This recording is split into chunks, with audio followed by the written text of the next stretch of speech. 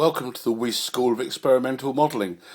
This is a mock-up of the retractable and steerable undercarriage unit for the Willis Typhoon that I'm building, and I just wanted to mock it up really to understand how it's going to work when it comes to the install.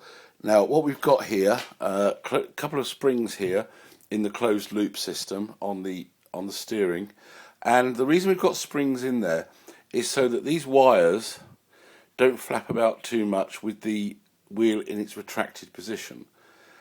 So what I'm going to do now, and we could get a comedy moment here as the double-sided tape on the servos gives way and catapults itself across the workshop, but what we're going to do now is retract the undercarriage like so. That's on a servo slow from the transmitter. If you think it's there's a delay in there, it takes about a second to go down. So now you'll see, with that retracted, the springs have taken the tension, the closed loop wires are nice and solid, and it steers quite nicely at the moment on the rudder control, like so. Okay, and now if we retract that,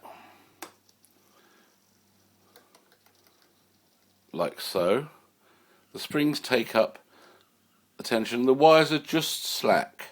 These are the only springs I've got available, so I could probably do with lighter springs in there. Now, originally I was thinking that I would be able to double this up on the rudder servo, but I don't think I will, and the reason is this.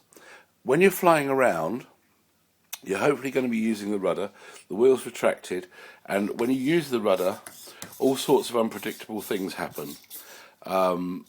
And I'm not really happy with that. It may be that these are just in the fuselage and no harm's going to come, but I don't like the way it just kind of allows everything to flop around. So I think what I'm going to do is actually fit a separate servo on for the steering itself, and then what I can do is a mix on the transmitter to disable the servo, disable the steering once it's in the air. So that's the mechanism for now. That all seems to kind of work.